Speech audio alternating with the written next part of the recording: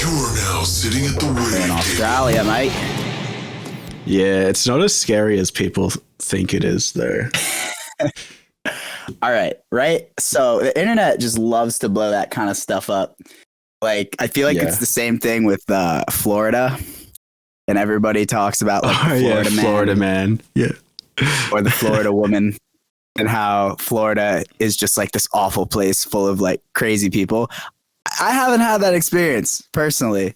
I love Florida. In fact, I'm thinking of moving down there myself. It's just like the 1 in 100 or whatever person. Just for the meme of it, you know? Yeah. It's one of those talk tracks that people just like to get on. But dude, what part of Australia are you from? I'm from Melbourne. By the way, Melbourne. All right. Yeah, I'm not too familiar with the Australian landscape. Mostly just like the big cities, and I'm gonna sound like a total idiot right now. So, but just like Sydney, Melbourne, obviously. That's where Kevin Parker's from Melbourne, from Tame Impala, I believe. Yeah. I don't know if you listen to them. I've heard them on the radio a few times. I don't like go out of my way to listen to them there. Oh, I could hear you. Yeah, no, I've been listening to them for a good while. They got that hit, The Less I Know the Better. Not sure if I know That one. All good. Name 5 songs, man. I love the sonic like landscape of their music though. It's like trippy as fuck, but I don't know. Definitely one thing really I've tried to focus on. Yeah. It's definitely floaty. Definitely transports you. And I feel like that's something, as I've been like progressing in like my productions or whatever, like I've been like trying to focus on more, is kind of just creating more of like a scene of which to like lay the heavier stuff on top, or like the main ideas on top of. How long have you been producing, good sir? About 7 or 8 years. But probably like the first 4 were really like on and off. I think fucking around. Yeah, within the first 4 years, I think I stopped completely for like a year or 2. But yeah, I just say 7 or 8 because like I can't be fucked adding up how many years I've exactly been producing, you know? What about you? See, that's the thing. When you like watch these like artist interviews and that question comes up and they're like, yeah, well, I've been producing for like 14 years. Then I always think of, alrighty, like every day? Or did you maybe have like a couple years where you were just like on and off? For me, since you asked, let me think. I downloaded FL Studio when I was a junior in high school. And that was like, I want to say 7 years ago. So cool. Technically, I guess same as you, like 7 years. But when I went off to college, I've had like a few moments in my life where I'm like, all right, I'm going to really take this seriously. The first time was when I first downloaded it, right? Because that's obviously the triggering event. Second was when I went off to school, but I didn't even like know what kind of music I wanted to make. Like when I was in high school, I was just like in a big rap kind of phase. Like I feel like most American high schoolers are. I don't know how it is over in Australia. Maybe it's the same. But I was really into like Juicy J. Are you familiar with him? No, I'm not. Oh, okay. He was just like big, like trap, just like rapper out of Atlanta, I believe. You know, he's legendary. Like you could look him up. But his producer Lex Luger just made these beats that just went so hard, and they were so simple too. And that, I think, was the first, I guess you could say, like, producer that I was really inspired by. I was like, word, I'm going to just make these dope, banging, like, trap beats, and it's going to be sick. And then I went off to school. And I just went to, like, traditional, like, American college kind of thing, like, 4-year. Studied communications, which is kind of a combination of, like, public relations with, like, some marketing. like a little bit of public speaking. Yeah. that's a good way to it's a good way to sum it up. It was fun though. When I was there, it was a place called James Madison University, but when I was there, I was like, I did the traditional kind of American college thing where you go, and I was in a Southern school. So like it was kind of big to get into like Greek life, which I don't know if that's like a thing in like Australian schools. Not at all. Please, We're yeah. talking dude, about like the houses and shit, right?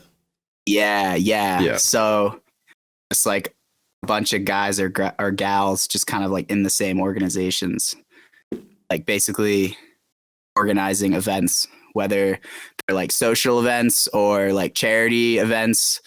And that could be like raising money is like technically what they were originally started for, like way back in the day. At this point in our society, it's just like, that's just pretty much how they stay going. Now it's like everyone's like, yeah, like they do it. Usually, I guess it depends, but like for the most part, I'd say like maybe 75% of people who join like Greek life do it for like the social scene. And that's fine. Like, that's totally cool. I'm sorry. I'm going on a total tangent. I just drank a Red Bull, cool. So I'm kind of I'm rambling. I had to. I was kind of falling asleep.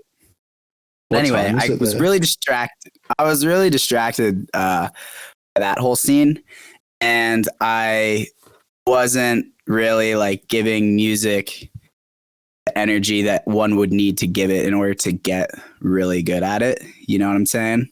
Yeah. So then I kind of hit this point around like my sophomore year at college. I had this roommate who was like really into like the heavier, like when I went off to school, like when I was listening to electronic music, I was listening to like just basic like bass house, and like also like the tropical house thing was like really big back then. You know, like Kygo was just coming up, and like Thomas Jack, Toma was doing like those Biggie Smalls remixes, you know? So I was just like trying to make these like cool little like tropical house beats, like yeah, like look at me. Man, what happened to tropical house? What happened to tropical house, man? And this is something I want to touch on with you at some point. We can circle back, but I just want to finish my train of thought. And then my roommate sophomore year, he was like really into bass music, right? Like Excision. He also, I know this isn't really bass music, but like put me on to Porter Robinson. And Porter Robinson, I dare say, was like the first artist in the electronic scene where I was just like, whoa, totally changed my entire perspective. He was the first person, the first producer / DJ performer that I saw live. And yeah, I'm sure you can imagine that was, yeah. So mind blown. Went to my first music festival that year as well. This festival down in Florida called Okeechobee. Shout out Okie fam if they're listening. But that place is awesome. I highly recommend it to you or anybody that's listening to this. But anyway, yeah, so that just kind of like opened my world, and I was just like discovering all this music and like kind of learning how to DJ too. So, but not really producing. This is like for like a 4-year timeline, producing here and there, but like honestly, not really. Which really messed with my head because I just like had this thing in the back of my head. I was like, yo, you should probably be like doing that.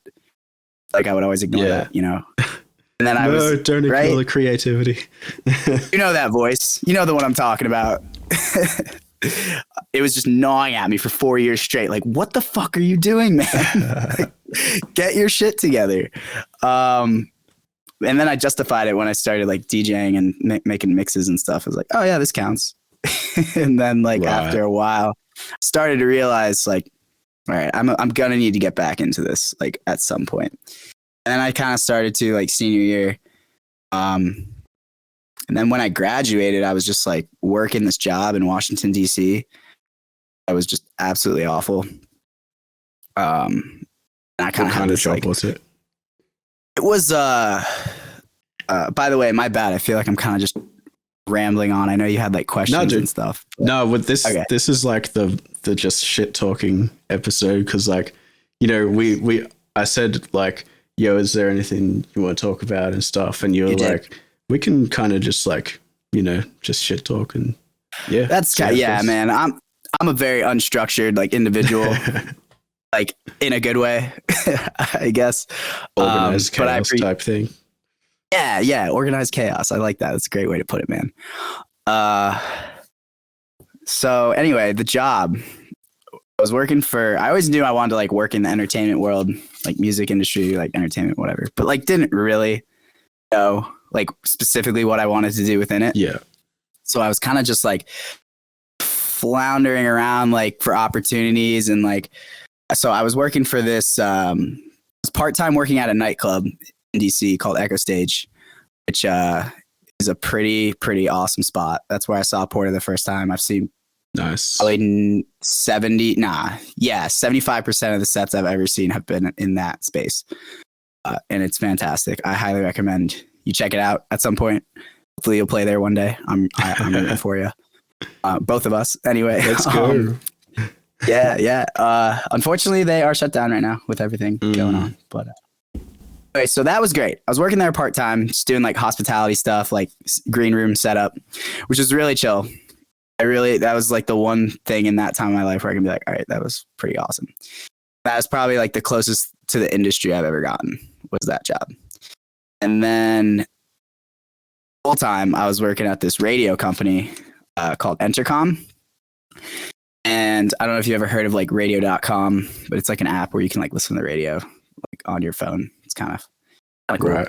But I'd interned for them in like my summers, like through college. So kind of just made sense for me to go there like after I graduated. It's kind of like the path of least resistance, I guess. Like I kind of just knew I could work there if I wanted to. And I didn't really like think about looking for other opportunities just because I guess honestly, maybe I was just kind of lazy and because looking for jobs can be fucking stressful. And that was like the most kind of direct path I saw. I was like, yeah, why not? I'll move to DC and like, it'll be fine. And it was just like awful. I was just like crunching numbers all day and which is great if you love that kind of stuff. But I'm sure you can agree for like us, like creative people, that's like, you know, like kind of its own corner of hell, sort of. Yep. And just like, honestly, that whole like corporate environment is just so whack. It's so whack. You have to like see the same people. Like that's the thing that you don't really understand like until you're like working a job like that many hours per week is like you like live with the people in your office essentially. It's insane. And there were no like young kids like me. There were like some that were like in their late 20s. I'm 23, by the way. I'm not sure how old you are. There were some like in their late 20s, but it was mostly just like boomers, man. Just straight boomers in the chat. Yeah. So that was when I was like, okay, like I got to figure something else out. And I was like, just thinking like, okay, what's the one thing I really care about more than anything? And it was like, obviously, you know, this bass music stuff, this electronic music scene and this cool thing that we all love so much. So I just kind of made a decision like, word, I don't care how long it takes. I'm just going to buck up, stop making excuses and just grind on this bad boy every day until something happens. I'm not even trying to be like the most successful, like, you know, famous, like richest person in the game. Like my goal is to just get to a point where I can just like sustain like a life while just doing music the whole time. Yeah. So that's kind of like, anyway, that was like a big thing that got me into like producing all the time. So that mindset I've adopted for about a year. So it's really only been a year that I've like had that mindset of like, word, like this is my like life goal and this is what I'm going to make happen. Yeah. What about you, my man? What kind of, I feel like I heard in one of your older episodes, you did go to school for production, right? It's PG something. What's it called? SAE is the name of the university. Right. But yeah, I studied fucking, hold on, my mic is like clipping, I think. I studied music production first, right? And then, but that was only a diploma. So then I went into the Bachelor of Audio because they didn't have like a music related bachelor. But a few weeks ago, Bachelor of Audio. Yeah, that's a hell of a title, man. Yeah. So a few weeks ago, they actually texted the people who had done the diploma of music production, and they were like, "Yo, we've now got like a bachelor of music production." And I'm like, "Okay, where the fuck was this when I wanted to like get a higher education in music production?" Yeah. And yeah, that fucking sucks. But you know, similar to you, I feel like going with the Bachelor of Audio was kind of the path of least resistance, because like I could have hunted around, like looked at different universities and what options they had and such. But I don't know, I just decided to continue it. And I also felt like music, it was going to be hard to make music work, but since Bachelor of Audio is like still related to music, I guess I thought that would be a good option. But now after completing it, I'm kind of realizing that fuck it, I just want to like do the music thing, man, because I hate working for other people, you know? Dude, yes. I hear you.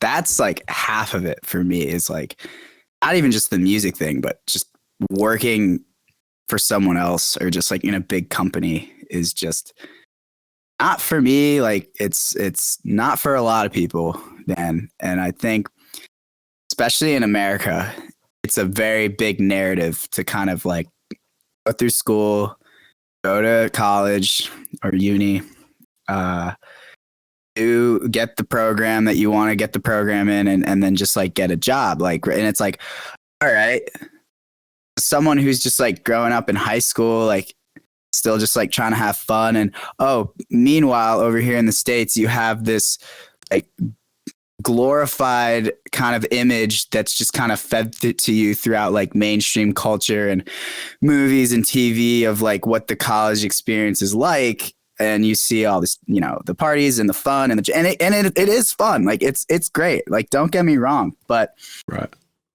I just feel like there's a lot of people like myself and like you who kind of get out and they get into the world and all of that's said and done. And you're just kind of left to yourself and you're like, whoa, like what is it? What am I here to do? Like, what is this all for? You know? Yeah. And that's how I feel anyway. And some people tell me I overthink things, but I feel like that's not something I'm overthinking. And I know like people also feel that way. Like a lot of people feel that way. And I think this virus has like really kind of also pulled back that curtain, you know? Yeah, it's really crazy to me how many people like essentially don't live their own lives. Like they go to work for someone else.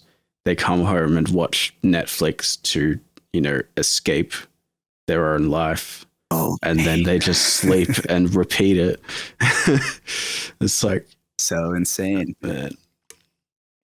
And I don't even know. Dude, I hear you. It's so crazy when you and when you see people that have just been doing it for so long too, and be like, well, you have to do that because like that's what I did, and like that's just what you got to do. And I'm like, I don't know, man.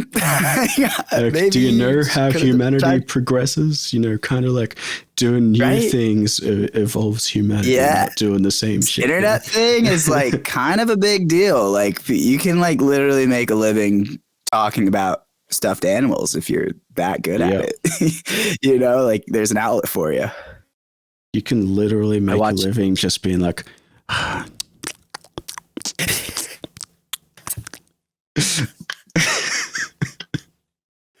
just like the crazy weirdos out there that just want to hear like strange like noises, like us, that like we literally just like record these crazy little noises and we're like, yo, like check out this noise I made. You can buy it for $10. Word. I'm in. Oh shit. Do you do any like sample pack work? I think I saw I know you were putting together a sample pack. I saw you like promoting that. I've got a couple of like small ones. There's a couple of small ones that I did that are free if you use like a code. And then there's like a couple made from an EP that I released, and those are like $10. And Which then EP was that? I know your Cha- EPs. Change of Heart. Yeah. Like that And one. then thank you. And then like Yes, the man. big one is gonna be like fucking massive, and it's gonna be like $60 worth of samples. So yeah. Oh, I love that. I I really enjoy sound design. That is something that I feel like can be very overlooked by a lot of people that just like getting into it. And so I think another big thing that was holding me back when I was like just kind of getting into it was I could never find the right sounds. I just, I was always at the mercy of just like scrolling through like Yeah. presets and whatever, and just an hour would go by and I'm just trying to find a goddamn like cool pad just to lay down some ambience or whatever, and then I'd be like, fuck this, I'm done. But and I discovered Serum and I was like, what? And you could just like literally, it's surprisingly easy to use too. Yeah. Which is so great. Like I remember like back when I was first like watching, I used to work in Logic too after FL, because I got a Mac. Now I'm in Ableton. Yeah. No, Thank God. all those. I'm not a big like, oh, my DAW's better, like, but like as somebody who has worked in 3 different DAWs over the course of his producer career, I think I can say that for me, Ableton. Are we really about to have the Ableton is better conversation? I guess. But in Logic, I can just say like the built-in synthesizers and the stock plugins and effects are just like not fun to use. I don't know. Maybe for me at least. Like really? Ableton just like changed everything for me. Yeah, that's just me probably. Honestly, you'll find a lot of people who are going to be like, that dude's an idiot. Like Logic isn't actually renowned, and apparently people love their stock stuff. Not me though. I don't know why. And that's the thing, man. It just comes down to personal preference. But anyway, I got Serum and I was like, oh, word. I can literally just make, like, I remember I was learning like about bass design, and I was just seeing what Virtual Riot was doing with all his tutorials and stuff. Like, was just like, what? Like, this is insane. So with the sample pack sound design stuff, it's like, yeah, man, it's such a great thing you can fall back on if you're just like unable to be creative one day, because it happens. Yeah. Right? And you can be like, all right, well, I can still be productive and make like, 20 different like sustain basses or some yoinks or, whatever you want to make. Like, it's a really nice feeling. I'm by no means like really good at it, but I feel like I've definitely gotten a lot better, and I most of the main sounds that I use in my productions are like stuff that I've made, which is just kind of cool for me. Like, I'm not even saying like, if you want to make a whole track out of samples, which is tough, by the way. Yeah.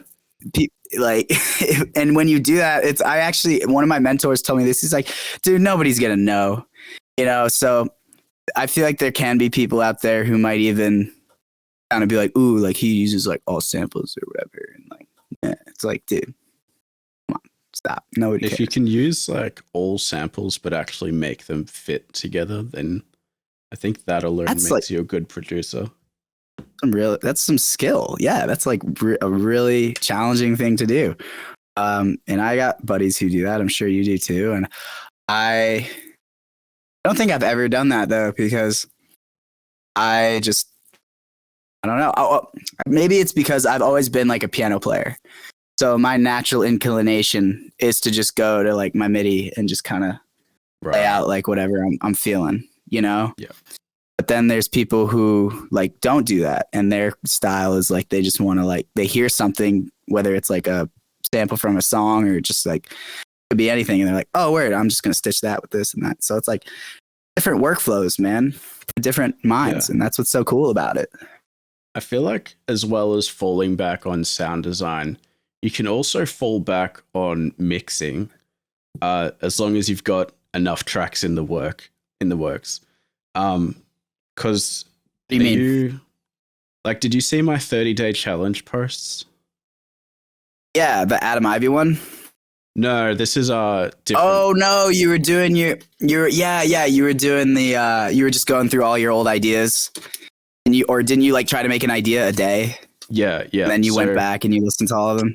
yeah, the 30-day challenge, pretty much trying to make a song a day. I didn't manage to make a complete song every day, but I got a lot of ideas down. That's And like, so now if I'm feeling uninspired, I can just open up one of those old projects, kind of like complete it. Some of them will have the first drop and then not the second drop. So I'll just like make a variation on the first drop and then I'll just start mixing it. And like, so right now I've got like 10 tracks that I'm in the process of mixing. So if I'm not feeling creative, I can just go through my list of tracks to mix them.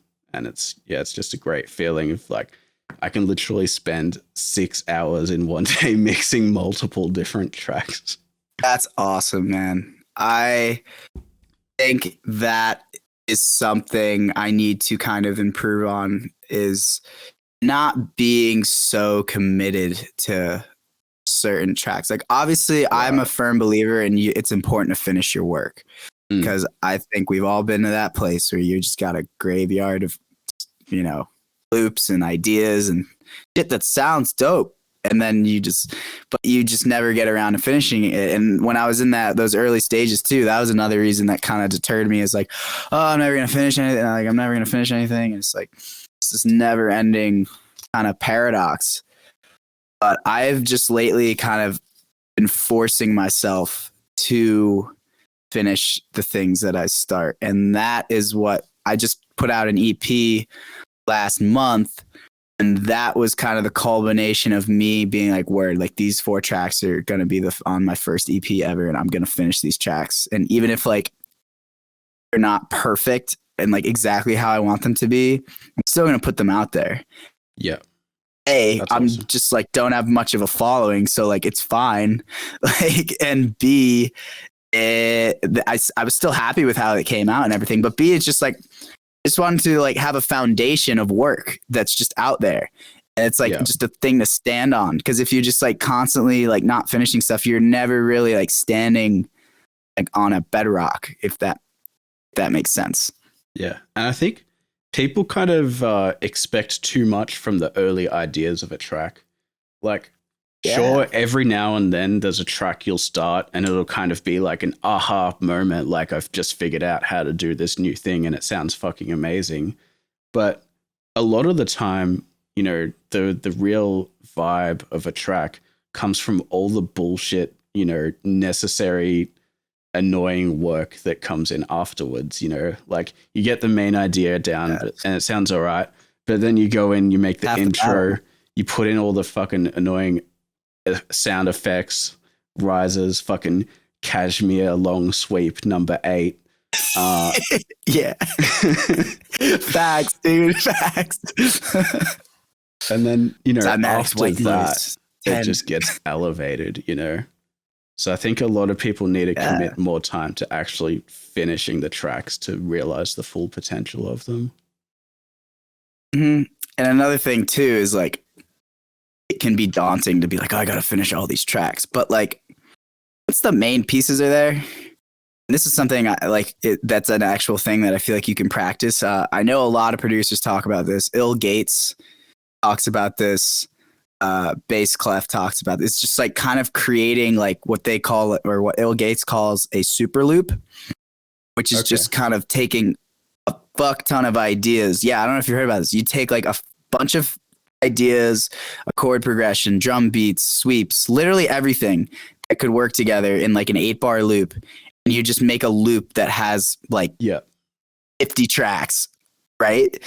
And then the hardest pieces are done, and then you kind of spread them out across your template in your session, and then you make the track by like taking things away, and you keep like the important stuff. And like also you need to, but we're like having an understanding of how like the mix all fits together. Like that's how you can make those decisions of like what to add and like what to keep, and that whole process, which honestly I've kind of done I have a track I'm working on right now where I attempted to go like that route. Because normally what I do is I'll just like write the drop, and then I'll make the intro and then the breakdown, and that kind of do it that way, which is cool too. But yeah, it's just I guess it's just good for creating. He says it's good for creating music like quickly. Yeah, that seems to be what Illgates is all about. Yeah, he's crazy, dude. Are you in the producer dojo? I just signed up. Like Sick. 2 weeks ago. Yeah, I still don't. I know it's like a whole community, and like you can get like super involved with it, and I want to. I joined to get. He's got like a mixing course. So I downloaded that just to get some, more. You can never have enough education on that, but. What's your involvement with it? Because I only know kind of like what the ads say, but I'm curious. Yeah. No, same here. I've been hearing about it for ages, like ever since he was on probably the Mr. Bill podcast for the first time. And he's definitely fantastic podcast. Yeah, fucking amazing. You can, if you want to stop listening this and go listen to that, then I don't blame you. Yeah, guys, get off this podcast. Go listen to Mr. Bill's podcast. Shit's like a beta version of that. Fuck, what was I saying? Yeah, he's got like all these cool techniques for producing fast, like the time boxing thing that's like spend 5 minutes doing this, 5 minutes doing that, 5 minutes doing this, and then okay, just mix down real quick, and heaps of shit like that. But the producer dojo, I actually don't know too much of what goes on inside of it, just because I'm on the outside, just seeing the ads and stuff. Right. I think cool it's they, you've seen it, like they sell it and market it as like a community, and you can actually like really get involved, and it's a physical place too, like the dojo. It's like in San Francisco. I think you can go there eventually, like you work your way up. There's like a belt system. And I'm sure like the higher up you get, like the more like your name is like seen in the community. And then like I'm sure there's a way to foster like that more like kind of intimate relationship within the community. But along the lines, I feel like they're gonna be trying to sell you a lot of stuff. Right. So I feel like they kind of keep, which is fine. Like it's a brilliant business model where you just kind of create this community, but like you're also providing like valuable products, and the products are valuable. Like these are the legendary producers. So, I'm just found out about it. So it's definitely cool. I've never really seen anything like that. As opposed to like all the other, guys out there that are offering course after course after course. Like this is pretty dope that it's like an actual kind of community you can collaborate with. It sounds like it's kind of similar to Defy Society, which is like, it's a Facebook group. They followed me actually recently. I'd seen their ads, and then they like reached out. It's actually crazy because I originally saw that ad. It was like a really cheesy Instagram ad. I remember just thinking, it's like, don't have a strong enough circle of mentors around you. Are you trying to catch up to the rest? Like, just like the most, just going for all of your like a producer's like insecurities. Like, yeah. Yes to all of those things. Well, not anymore.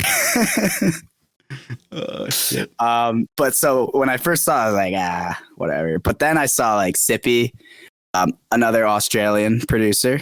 Yeah. Great. Sippy, Taboo. Yeah. I've watched some Taboo's fucking that podcast.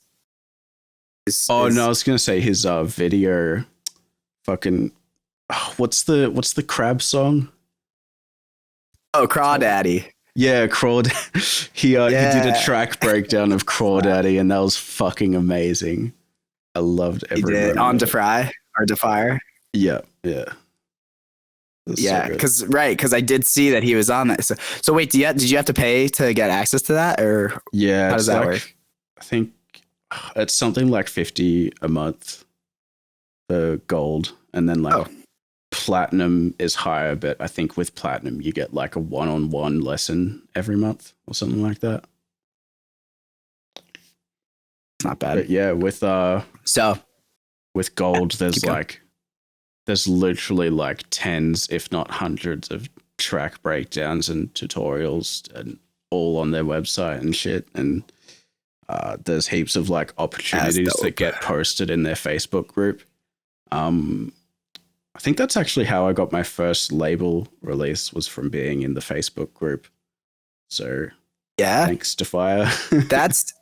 Yeah, dude, that's fire. That's something I need to step up on. Is like I've got like a lot of music that I'm working on and a lot that I want to put out this year. I'm just like trying to figure out the best way to do that, because I know there's like a lot of like smaller labels out there that will put out your music, which like yeah, I feel like is a good way to do it, because like you'll reach more people. Yeah. But yeah, I've kind of just like, you know, just been following a lot of labels and just like even like smaller like independent ones. Just because I definitely want to go about it that way. But what do you do? Do you normally like send your stuff out, or do you kind of just put it out yourself? So I used to. You would use.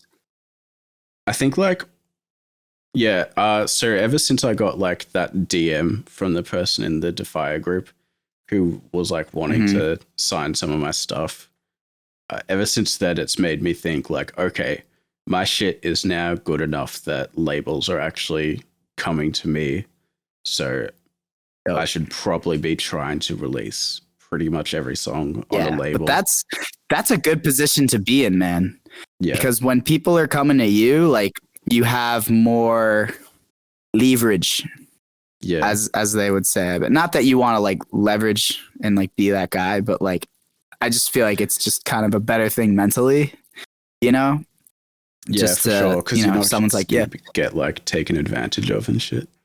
Yeah, exactly. And like at this point, it's like, you know, you're not going to get like taken advantage of too much, like, but yeah, that does happen. You know, like you just hear like horrible stories of up and comers with like solid following, and they're just kind of getting things rolling, and then you know they make some label comes along with like a big shiny contract, and they're like, yeah, here's like 360 deal, you know, we'll give you like 100K for like a year, and then like you just and that's it, and then they end up like, I don't know if you know much about like music contracts, but like that shit's crazy, like a 360 deal, like shit. Yeah. So I learned this. I did music marketing or music industry as my minor at school. Yeah, no, that was tight. I actually learned a lot about the legal side, which was really cool. I don't remember half of it, but I do remember this. There's this contract in the music business called a 360 deal. And by the way, if anyone who actually knows about this shit is listening and I get this wrong, don't hold it against me, please. But from what I remember and what I think how it works is they'll just give you an advance, and depending on like the label and the contract, it could be anywhere from like 75K, like a year's like salary, I guess you could think about it.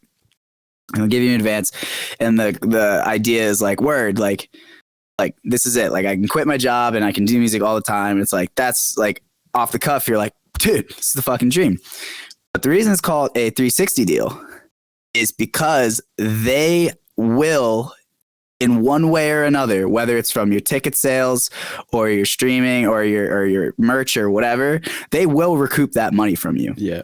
And then some. And if they can't do it from your music, they'll do it from any other point in your life. So like, let's say you, at least I think the way the contract works is like there are certain like monikers of like who you are and like what you like your DBA, like so if you were to do anything else like besides music under Astroreign, maybe this podcast, or maybe I don't know, some sync licensing, or right. Maybe you started your own game show. I don't know. But theoretically, depending on the specifics of the contract, they could recoup that advance from all of those other places in your life. And obviously it varies like case by case. And that's why it's good to have a lawyer, because there's like tons of like clauses and stuff that kind of limit like what they can and can't touch. Dude, I only know this because I took a class on it. Like, think about how many people out there who like don't know that stuff. Yeah. You know? Now, I'm curious because I feel it like it's only the big labels that are able to do that, right? Like, do you think there's any labels in bass music that do that? I've wondered that. Because it's such a positive community, right? From a surface level. But right, at least I don't know. Surface level. That's what it is. Yeah, and in America, it's like, you know, the whole festival, like bass music thing. It's like it's all positive, man. On the surface, like everyone's like peace and love, and like it's great and it's beautiful. I'm not like hating on that. I'm all for that.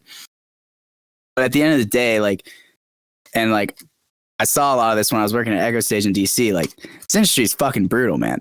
Like, there's no doubt, like, one of the most like corrupt, just like cutthroat places where like anything can kind of happen, and there's no like at least in like the financial world, like you kind of have like the SEC like regulating things. Well, maybe not with everything going on with Wall Street right now, but you know what I mean? It's just like the Wild West. So to answer your question, as far as like bass music labels, I mean, I don't see why that couldn't happen. You know, and I think that comes down to just like the reputation, and you have to like look at the artists that they've like worked with, and like, yeah, I mean, there's just so many different facets that go into this stuff. But yeah, so again, like with what I was telling you, with people like reaching out to you, like that's what I meant when I said like, oh, that's a good position to be in, because then you can like kind of weigh different options against one another and like do your research and make that decision. But honestly, man, at this point, it's just like, I'm stoked for you. That's awesome that you had like people reaching out. Like, thanks. I think, yeah, man, that's dope. I want to get to that point. I know I will. Like, I've got like a lot of music that I've just kind of been like slowly working on and like sitting on, but I want to just like release like methodically and like kind of have a plan, you know, and just like do the proper kind of promo and actually have a schedule and all that. Just start kind of practicing those things. Do you go into like Twitch streams or anything to get feedback on your tracks? I do, actually. I'm a regular over at Sully's Twitch. Sully is a bass music artist signed to Wakan. Right. Shout out Sully if you're listening. He has also been a private mentor of mine. I like, you know, he does lessons. So I encourage you to go listen to his music. He's got some fucking bangers out. Most popular ones are like a song called Frequency Shift. Once you listen to it, you'll be able to tell why it's called that. And and then this other song called Duck Hummus, which is just a dope fucking name for a song on it in its own right. But also it's just a banger of a track. So yeah, that stream is pretty new. So like I found out he was doing the lessons. I took a lesson with him, and then like that week he started the Twitch stream, and I started hopping in, and he does like just like production sessions, feedback sessions. He actually just had one the other night. I submitted a track that was just kind of like a whip.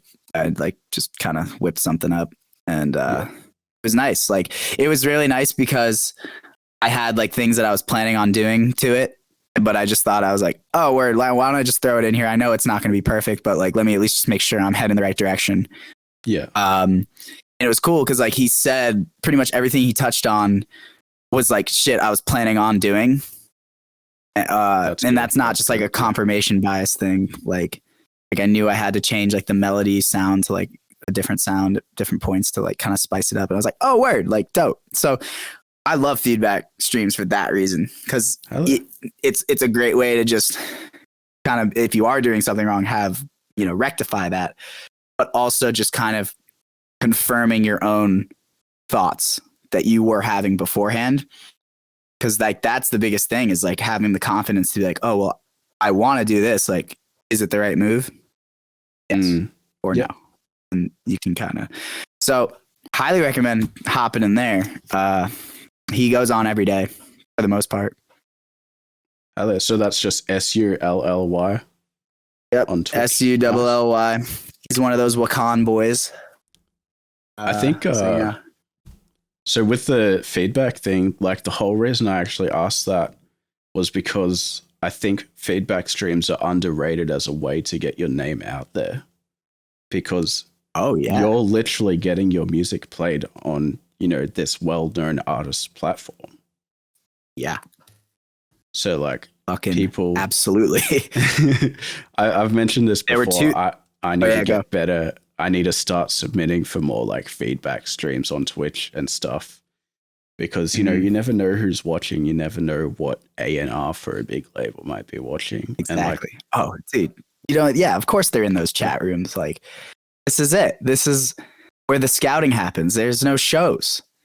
They're going into these chats, at least in the US. I know you got some stuff going on in Australia over there, but dude, all these kids like you and me have just been cooped up all year, like learning production and like making bangers, like, and they can't play them. They don't have a platform to play them except in these streams. So if you are an A&R man and you know what you're like, I would hope you're going in there. Like that would be my first thing. So it's all of these things, man. Like I work in sales, like for my 9 to 5. So like, it's all about like just activity, just like the little things you do every day. So like that extra phone call, that extra appointment that you have or whatever. It's the same thing with this. It's like activity, like that one follow, that one DM that you make to that person who just followed you, or that one comment that you leave, or that one stream that you're submitting a feedback track for feedback. It's like, just do these things consistently. Like, I just feel like, and the music's good, like, and you're there for that piece of it. Like, I just feel like statistically, if you do that over time, like, there's just no way something's not going to come out of that, and make a habit. I know that's something you like. If you get feedback that you don't agree with, don't get butthurt about it. Just like take it with a grain of salt, because at the end of the day, you still got feedback from a well-known artist. You still got more people to hear your music. You still got tips on how to improve your music. This is kind of like me trying to convince myself right now, but I know it'll help other people as well. Oh, dude, you're so right, man. And I mean, maybe this is a very healthy mentality to have, and you need to have these mentalities. And I know you were just like, oh, I need to like convince myself, but like you need to be convincing yourself of these things. Yeah. Because if you don't, you'll convince yourself of the other things, the bad shit. Yeah. That like holds you back. And it's just so important, like, to get these like conversations down that you have inside your head. Cause like, you're just, dude, making music and just being creative like that mentally is just like one of the hardest things I've ever done. Cause you're just constantly at war with yourself, like also loving yourself at the same time. It's so strange. Yeah, it's like a game of tug of war, and it's just like which side is the rope gonna favor today? Today? What about this hour? I have like a great hour, and I'll like get a bass like sounding real good, like over like a drum line, and I'm feeling real happy. And then I just can't get like the melody down or whatever it is. And it's just like, no, it's awful. It's ruined. It's like, no, man, you can just go to the next thing. And exactly. Come back later. Like, that's one of the biggest reasons I love to have multiple projects going at a time. Cause once I get stuck, it's like, all right, I'm fucking done with this project for now. I know I can fix it, but right now my mind just isn't in the right place. So I'll just go work on something else. Yeah, you want to have yourself a nice charcuterie board of projects. Fuck yeah. You can just like, you hear about charcuterie boards? It's a big meme thing right now, I feel like. Nope. I have no idea what that means. Might be an American thing. Or maybe it's just my algorithm. I don't know. Everybody's algorithm's different, feeding them different stuff. But like, I didn't think we'd be talking about charcuterie boards on the podcast this evening, but it's essentially just like a wooden platter of various cheeses and grapes and all sorts of little hors d'oeuvres, and you just with a little toothpick. So the analogy is, I'm getting kind of tired of these grapes, switch over, try a little Gouda, whatever's on the board. Look it up. Yeah, charcuterie boards. People are out here with full-blown YouTube channels on the shit. It's just like trend. It's an even fancier name for one of the fancy things in life. Yeah. Cool. Like yeah, it's like if you had like the epitome of like privilege and a comfortable lifestyle, it's like taking that to like the next level. Like, here's this charcuterie board. I don't know. All right. I just, since we're, was it like 50 minutes in, I just want to throw one of my questions at you. You're good. Wait, how long did you want to go for, by the way? I don't mind. We can go for like 2 hours if you. Fuck yeah, dude. I'm having a great time, man. We can just roll. Like whatever happens, happens. Hell yeah. So before this episode, I was listening to a bunch of your stuff, and tracks such as This Moment and just that EP in general. I kind of got like a blend of IDM, ambient, and chill step kind of vibes. I was wondering like what were like some of your actual influences for that track or that EP? That is a great question, man. I started writing the ideas for that would turn into those tracks. I had just come back from a beach vacation. So at that time, Odessa and Golden whatever just released the Bronson album. I don't know if you got a chance to listen to that. I was so inspired by that. A, I've always loved Odessa, but B, I just feel like it had that ambient, like IDM, like chill vibe, but also had like a level of grit to it that I thought was just so awesome and just kind of just painted a really awesome sonic picture. And I've always been a big proponent, and this is something that I'm like always going to try and do in my music, where like I'm very like melodically, harmonically, like chord, like driven. Like that is just how my brain thinks. Like when I sit down to write, like that's just how I am. Because I've always just played instruments like growing up and stuff. But obviously, like I want to make tracks that like go hard too, and like also kind of have the opportunity to like bring out those harsher sounds that on their own, like maybe a lot of people wouldn't appreciate, but like maybe mixed in with that ambient stuff would kind of, remember how I was talking about like painting the landscape, like you have this pretty landscape like in the background, but in the foreground maybe you have just like some like a lion just like eating a deer. So, I don't know. And honestly, man, the like lion runs back and the deer comes forward. Yeah, then the lion goes, and then there's just like another deer that'll take that deer's place, and it's like the circle of life, man. But I just had a picture of like a Bob Ross painting in my head when I was saying that. So it kind of came from that, like wanting, like just being in a very relaxed, like Zen place. I've also just been like practicing a lot of like meditating and spirituality stuff. So just like a very calm like place, but like also wanting to utilize these like cool, like gritty noises. So for like in this moment, like you have this like really just kind of like just really vibey kind of jungle-y forest. And then it kind of like drops into just like more just gritty, distorted kind of sounds, but like still has like a half, like a slower tempo to it. Yeah. I didn't even realize until I finished This Moment, which was obviously the last track on the EP and the last track I finished on the EP, that all of the tracks were like 130 and under. I was like, oh, okay. Like I didn't necessarily like intend for that to happen, but it kind of just happened. I didn't really overthink it. I feel like people will, but when going into a song or to produce, they'll be like, word, I'm about to make something at 140 or 150 and it's going to be in F, right? And I'm going to do this, and this. And it's like, I don't really think, sometimes I do, but for the most part, it's just I just kind of hear something like in my thoughts, and then I'll just like put it out and like whatever it is, like it is. And that's kind of what I wanted Welcome to TRYBE to be, to just kind of be like the purest form of creative expression that I could deliver without like trying to cater to what it's like, ooh, I think people would like this, or I think this would get like 1,000, 100,000 streams or whatever. Like I released it and I was like, yo, this could get like no listens, and I straight up wouldn't even care. I still haven't even checked the stats on it because I genuinely do not care. Like I'm sure if it reached like over like a crazy number, I would know by now. But like even still, I didn't even put it out for that reason. Kind of ties into what I was talking about earlier about how I just want to have a bedrock of creativity. Yeah. And something I can be like, this is me. This is what I'm capable of.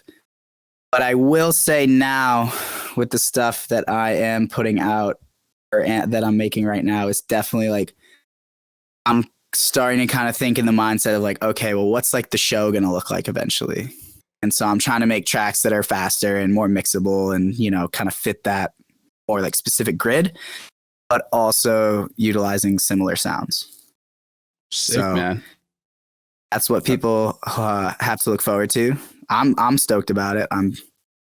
It's fun. It's fun producing that stuff too. You know, I just very eclectic. Like I just have many different influences. I would say the biggest, to answer your original question for that EP, original influences were definitely from like a flow standpoint, and like a lot of those intros were like definitely Odessa. But like in terms of like the drops and like the sounds, I tried to follow like some of the rhythms that you hear and even like Subtronics' songs, but like slowed down like the like some of the basses and like the sound design techniques. Like I was just kind of learning from like listening to his stuff, and he's a huge inspiration for me as well. I don't really make like that classic like rhythm like kind of music all the time, which is fun and awesome, but I don't know if I highly recommend you go and listen to his Digital Mirage stream set from this past summer.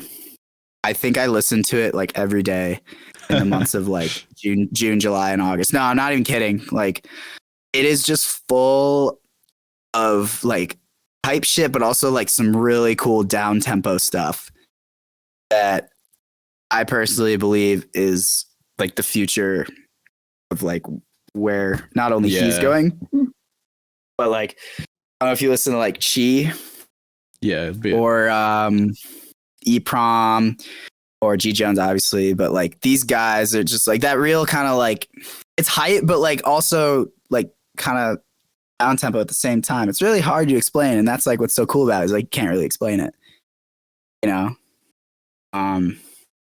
Yeah, man. I think it's really cool that you are influenced by Subtronics though, because like it doesn't come through necessarily in your music, but it's cool to know that the influence is there, and it's there somehow affecting the music. Yeah, I guess, you would listen and you wouldn't be like, this doesn't sound like Subtronics, but like there were multiple times where I was writing like some of the drops and I was thinking, it's hard to explain, just he's got a very specific pattern that happens in his drops that like has nothing to do with the sounds, but just where he cuts and adds like the main basses and like keeps like the subs going and like has his turnarounds and stuff that like it just works so well. Like the flow just works so well. And I guess when I say to the you know, regular, you know, just person just like listening, like you would never know that, but maybe it's just for me too. I don't know. Maybe I was just like thinking like, oh, like I'm being influenced by Subtronics, but like not really. I don't know. He's just someone I think who inspires me from like a mentality standpoint. Because that whole thing I was saying about just doing the same thing consistently and like eventually like something will happen from that. Like he's a big proponent of that, and he's like totally self-taught, like self-made. Doesn't really follow the rules either. You know, like he's a big proponent of just like letting your shit clip, like even if it sounds good, just like fuck it, like it sounds good, like who cares if this bar is red. I mean, because I think in the old days when everything was analog and you were like quite literally dealing with like electronic like physical currents like all the time, if your shit was clipping, it's like that could be dangerous. Like, you know, you might blow the shit up. But now most of it's digital. I mean, obviously with like monitor systems, like at like live sets and clubs and stuff, like you do want to be mindful of that. But I mean, they always that can all be on them anyway. Yeah, exactly. That's all handled with like the amps and the whole system through that and the backline portion of it. So as far as production, I mean, so anyway, I love just how he just does him, and it just works. That being said, though, I wouldn't say I'm like a big like rhythm kind of guy. Like just like listening to like double drops all day, and just like that's fun for sure, and especially in a live setting, it's dope. But yeah, you know, that's not. I like I said, I'm eclectic, and I'm just gonna make what I make, and I think that's what everybody should do. Just like make what you want to make and what you think sounds good, and eventually, there are billions of people on this planet. Chances are, like, some of them are going to resonate with, if it sounds good to you, like, chances are some of them are going to resonate with what you're making.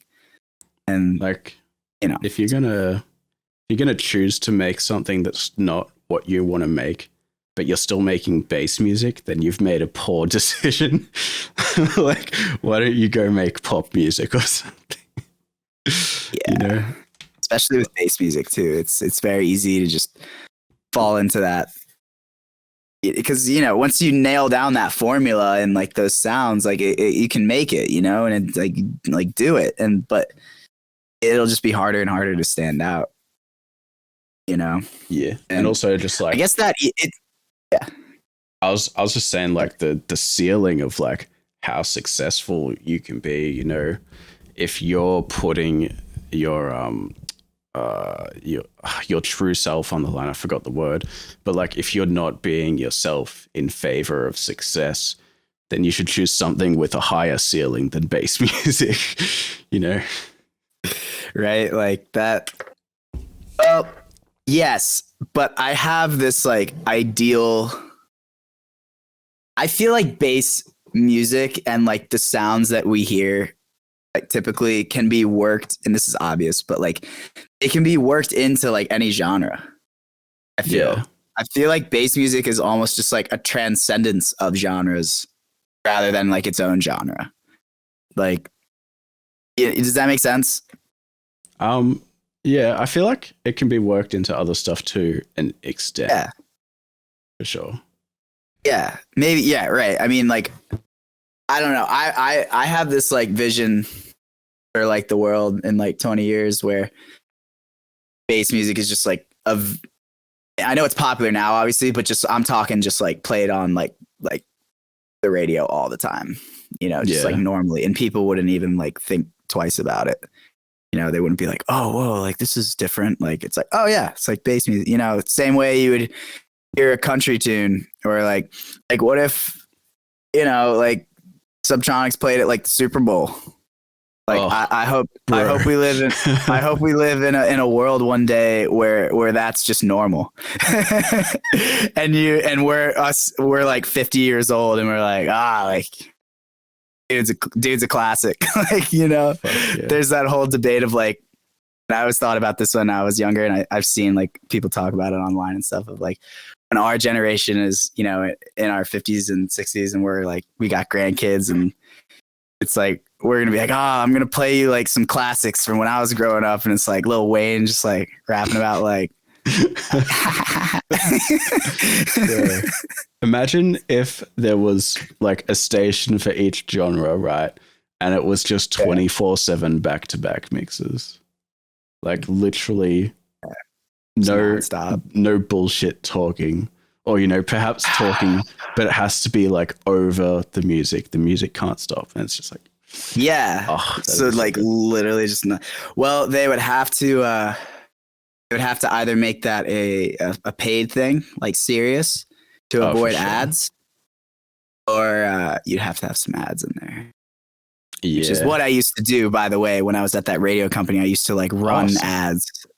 It sounds kind of cool at first, but a big part of my job was I would a sales rep would be like, hey, I need you to pull like this specific like McDonald's commercial from like 3 days ago at like this specific commercial break. I'm like, all right.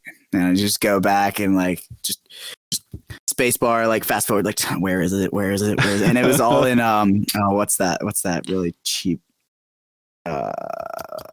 what's that really cheap like recording software that's like free?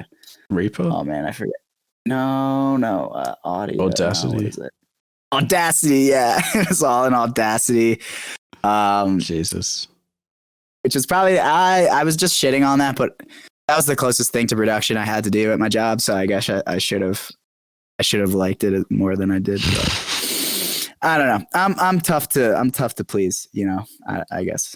But one of the stations was in Spanish, so I would literally just be like listening, like every word I wouldn't understand. It was like, "Como se llama Dunkin' Donuts?" And because they have to say it. And then I'm like, there it is, word. I really apologize if that was insensitive to any of our Hispanic listeners or people who speak Spanish. I would have spoken actual Spanish. I just don't know it. I apologize. I was not trying to be insensitive. But that was something I had to deal with on a daily basis. And it was kind of hilarious, not gonna lie. It was just like either listening for the da-da-da-da-da. That was a terrible McDonald's jingle. But a little out of key there, but I got the gist. Fuck. So I do appreciate you going and listening through the EP and everything. I've listened to your stuff as well. You had some serious success on your remix that you. Oh well, I'm sorry, I'm blanking on the name. You know the one I'm talking about. Though. The latest one or the Among Us? Yeah. I think it was the Among Us. The one you got like 60,000 streams. It's got like a blue cover. Sorry, I really apologize. I'm blanking on the name right now. No, Cell Dweller, My Disintegration, that one. That's the one. Yeah. I don't know how I forgot about that, but I was just thinking more recent stuff, I guess. No, you're good. But yeah, was that like your?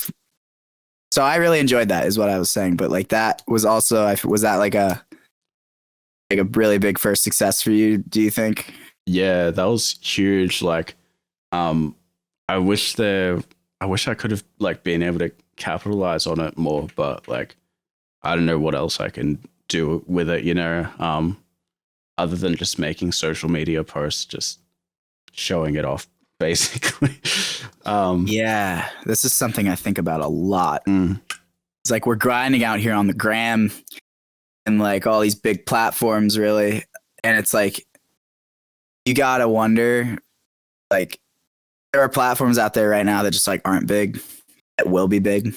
Yeah. Clubhouse. And you gotta kind of like Clubhouse. Yes. So funny that you brought that up. I was literally just talking to my dad about it. But I feel like in the past week too, like it's just there's been a lot of chatter around it. Because it was like invite only for a little while. I think it's still I have an invite only. Is it? Okay. I have an invite. And I know my dad has a few, so honestly, I could probably hook you up with an invite for you. Nobody else though. Sorry. It's my way of saying thank you for having me on here. Let me double check and make sure that's cool. He should have a few extra though, but I don't even think I fully understand what it is.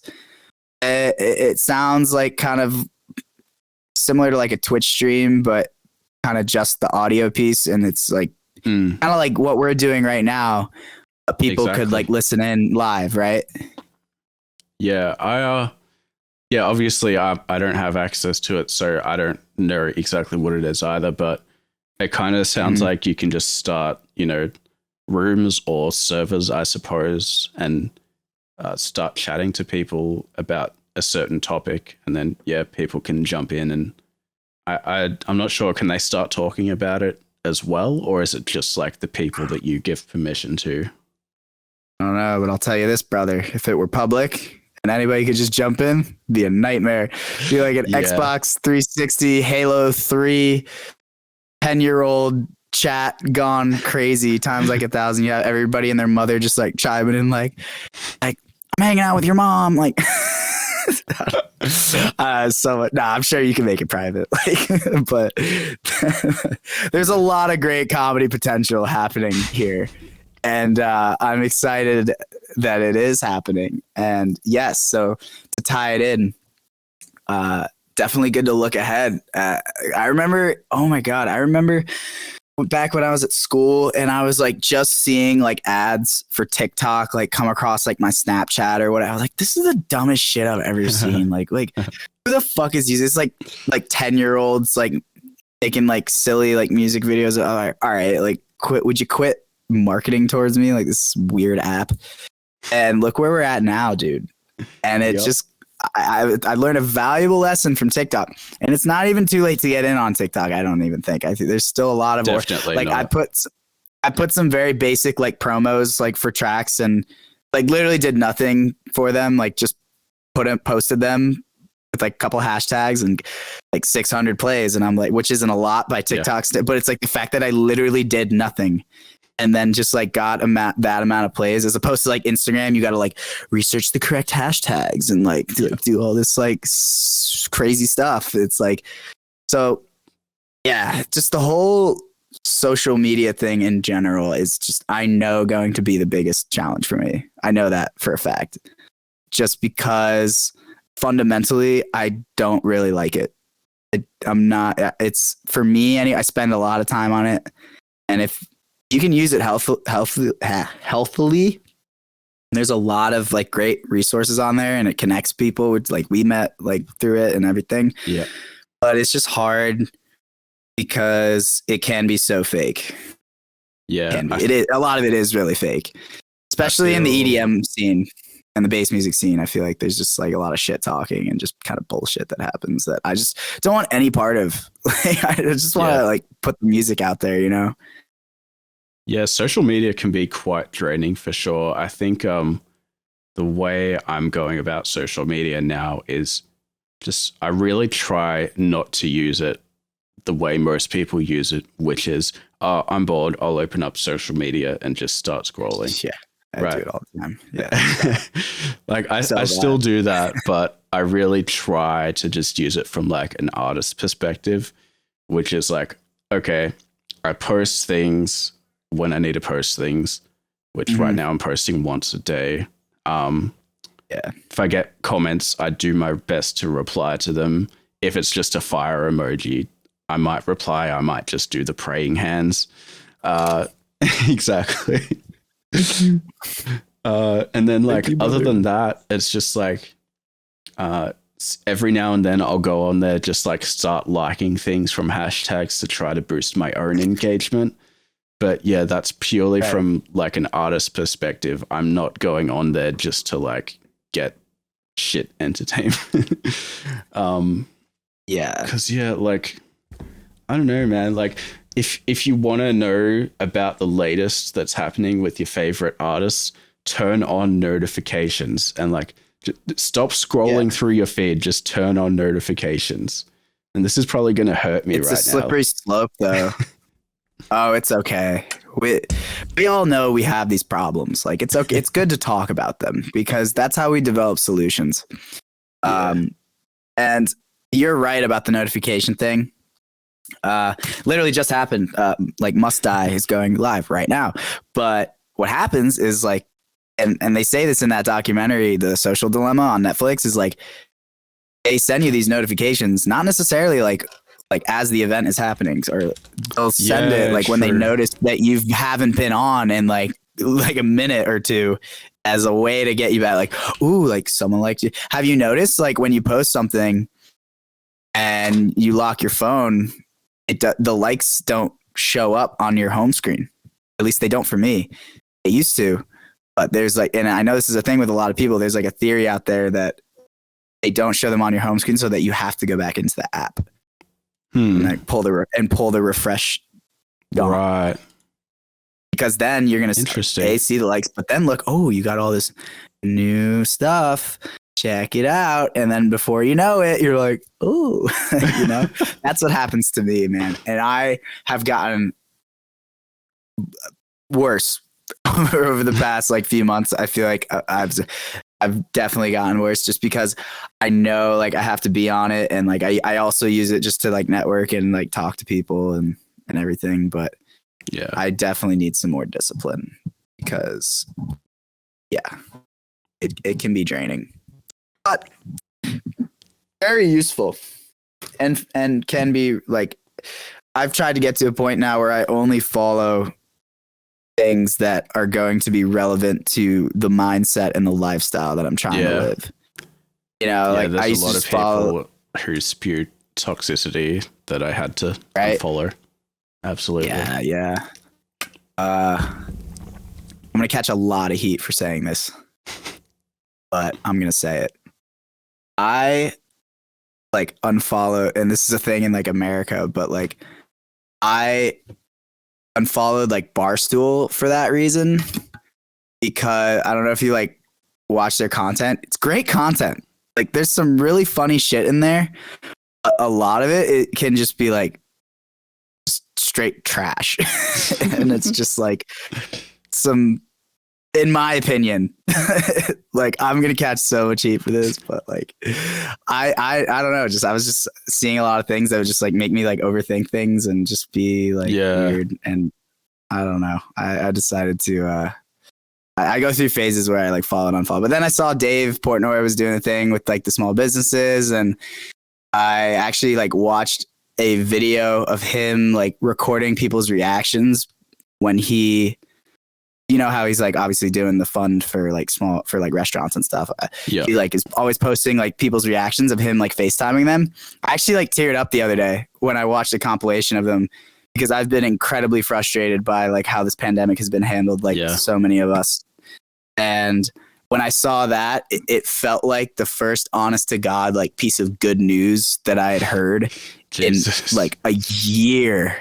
Yeah, man. Like just the media here is just all negative and just all the time. I get angry. I'm like, can we get something like something positive, please? I'm sure it's kind of extreme, but like I have extreme views on this stuff because I just kind of think about the world in this way. And that's something I would hope to get across with my music. You know, I have all these like abstract thoughts, and this pandemic has kind of brought a lot of them to light. And I've just had a lot of time, we all have, just to kind of be with our thoughts and really think about what's going on. And yeah, I feel like I want to try and get them out there, but you know, they're so abstract and crazy. Some people might just be like, dude, what? Like, what are you on? Yeah. I've been trying to like curate my thoughts lately, you know, just whenever I start thinking about some negative bullshit, replace it with positive shit. And I guess that ties into social media. I find that even memes can, you know, get you into a negative spiral sometimes. Yeah, for sure. It's scary how accurate memes can be sometimes, man. By the way, what are you hitting? Is that like nicotine or weed or yeah, it's just a nicotine vape. Yeah. Probably can't talk about that. I got some what is it? Just a strawberry flavor. Yeah, that's another thing I got all these things I'm trying to kick, right? And I tried with the New Year's resolution. I'm already back to my fuckery. Nicotine was one of them. I've been on and on with nicotine for about 5 years now. Started smoking cigarettes when I was a freshman at JMU in college. And yeah, just been off and on with the vaping thing. So it's tough.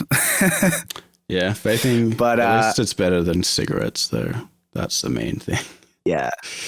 Yes. I agree. But real quick, before I forget, I actually got this journal.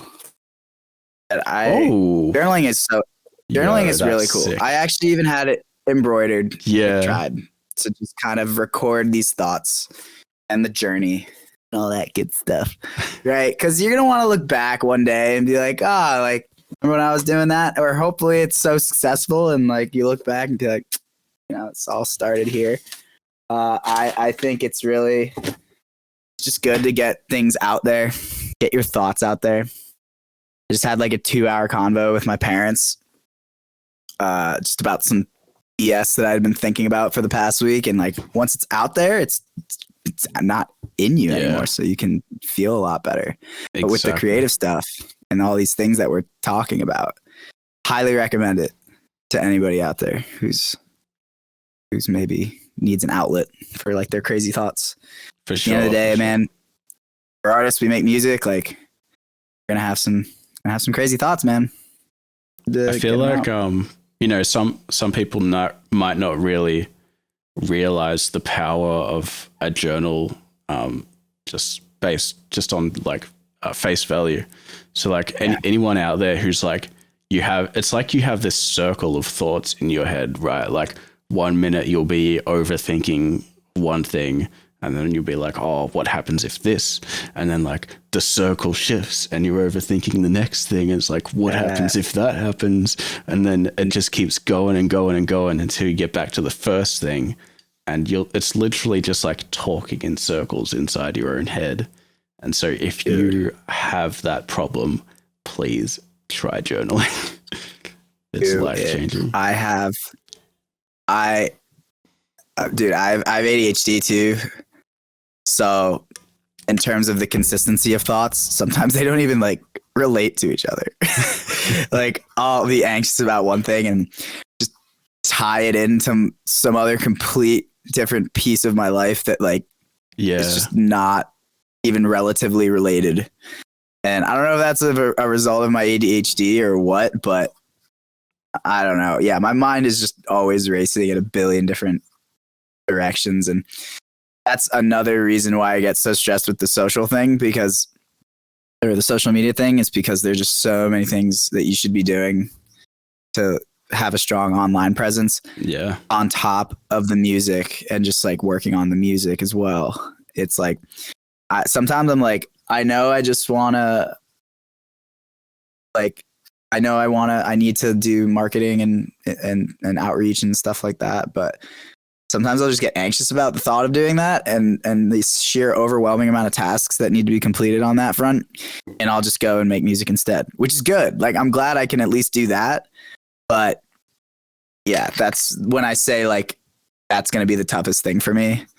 Like, that's kind of what I mean, is that all I want to do is just do the music. Like, I don't want to have to deal with all the other stuff, but like at this point, like we have to, like nobody else is going to do it for you. Yeah. I feel like that'd be such an awesome feeling to just like be established and have like a team of people just handling all of that. You're like, word, I can just fucking make my beats in peace. Bro, if I could have someone fucking mix, edit and make the social media snippets from this podcast for me, I would be doing one like every fucking day, bro. Yeah. I mean, dude, yeah. So I'm very impressed by the consistency of your content for sure. Thanks, man. And it works too, because that was one of the reasons, like your name was just, it's always about just being at the top of people's minds. It's like, oh, there's Astroreign, like there's TRYBE, like whatever, that he's doing that thing. And even if like maybe like after a while, like it'll become routine and they're just used to seeing like your stuff. That's good. Like, it's like you're now just a routine thing, so that later on down the road, when someone's like, yo, have you heard of Astroreign? Or like this song, it's always like, who's the song by? Like, Asher. It's like, dude, wait a minute. Like, yeah, I know that. I know. It's about having like that name in just different places in people's minds all the time. Even the reverse way of that, like, you know, being a routine name in someone's mind will make them feel like you're bigger than you are, right? Like, I've got less than 1,000 followers on Instagram, but you know, if someone sees me posting every single day, they're not necessarily like going in and checking my following count and how many people listen to my music, but I'm in their fucking feed every day. So that's like a pretty big deal, you know? Exactly, so like, bro. they're going to go out to other people and be like, yo, you heard of Astroreign? They're like, no. Oh man, he posts content like every day. How do you not know him? Like, right? Dude, you don't know him? He has he has like 100,000 followers. Like, how do you not know him? Like, that's like the flip side of that. Like, nobody really says, well, maybe they do, but like, they're like, you should like a follower count. I feel like is not a reason to follow somebody. Oh, like, absolutely not. Yeah. Like, so, and to back up what you're saying too, dude, like I told you, like I saw your, like, there was like a snippet from this podcast. Oh, and I got to tell you something else after this. It was a snippet from this podcast. And the thing that just like kept you at the top of my mind was just like, I saw you were just literally posting this stuff every day. And you're also in the middle of your 30-day challenge. So like you're posting that stuff every day. And like, I remember I like hit you up back in like July before I released the EP, and I was just like, yo, I'd love to come on sometime. And you're like, yeah, man, just let me know when you finish like some originals. And I was like, bet. And it was just like that continuous flow, you know? And so that shit works. So yeah, man, you're doing great stuff. Doing great stuff on that front. So props to you, my buddy. So I also have to tell you this. Okay. I heard the snippet of like, you're now sitting at the Wavetable. And I remember being like, that's fucking dope, because I like not too long before that, I had a thought, and this is one of those things. It's like, I should have executed on it because it obviously works. And I was like, how has nobody used like the word like wavetable like creatively in like a pre-drop vocal or something of that nature? Right. Like I remember I was driving like down the highway and I was like just kind of like riffing to myself or talking to myself. I was like, hell nah, brother. Like, you can't sit at my wavetable. I still plan on. I'm gonna use that shit at some point, unless somebody steals it from this. But and then I heard that and I was like, dude, you beat me to it. No. To add another layer of it, you got to have like a Kelly like beach bum kind of accent. Yeah. So it's like a wave table. Hell nah, brother. It's my wave table. Yeah, man. Fucking. Oh, you never need me to do an accent for like a new soundbite for your intro. I got you. I could do some accents. Fuck yeah. I need a voice recorded for a song I'm working on at the moment, actually. Because I'm just kind of voice you need, bro. Something like the pondering life kind of voice, like Morgan Freeman type shit. like an Alan Watts. Like literally, like if I could have like Morgan Freeman say these lines just as he says anything in films, that would be absolutely perfect. Because they're kind of like existential type bullshit. I remember you saying. Feel you. Oh, sorry, go ahead. Oh no, I hear you. Like, I want to put a lot of that stuff in my music too. I even did at the end of this moment. I took a snippet of Terrence McKenna, who is kind of like a leading mind in like the spiritual, like psychedelic world. I love his stuff. I highly recommend you all go check it out. Terrence McKenna, everybody. But yeah, I want to start. I think I'm just going to start like recording myself, like saying all these crazy thoughts that I'm having and just like layering them in like a breakdown or an intro or something. And I think the thing I need to figure out is the best way to like process that so that it sounds like kind of like trippy. Like, I think vocals are like definitely the thing I struggle with the most. Like when I sent you that whip like last week, and you were saying something about like the vocals being like nasally. It's like, yeah, I know those vocals like just don't sit well in the mix. And like, frankly, with there have been other songs that I've done and I've like tried to put vocals in and I just can't get them to quite, you know, I don't know. Yeah. And I this is something that's going to lead me into a whole nother conversation, but I want you to say what you were about to say, because I feel like I cut you off. Well, it's completely unrelated, but you said Must Die went live, and I checked, and he's not live. So what's going on? Dude, I'm telling you, they be sending this stuff at different times. Although like he was live, so maybe he's just like not live anymore. Oh, now Subtronics is live with Carnage. Did you see? Did you see that tweet? Yeah, with Carnage, dude. Did you see the tweet though? From earlier. Yeah. Holy shit. What did he say? Carnage was like, I wish ever since Tim died, Avicii, if you don't know who Tim is, ever since he died, like no one's done anything innovative. Like what's going? And then Subtronics goes laughs in G Jones. I fucking lost it. Okay, wait. Is that on Insta or on Twitch? Yeah, it won't. This is on Instagram. Dang. Oftentimes, what happens in the underground, there is times where that happens in the mainstream as well. Does this sound like shit? Bloom and Porter. No, sounds fine. Two top gods. I worship them forever. They have done it. That is the goal. They have been themselves so truly and completely that they discovered something completely amazing that changed the world that no one else has done yet. This is facts. That innovated on an absolute world stage level to a degree almost entirely outside of dance music.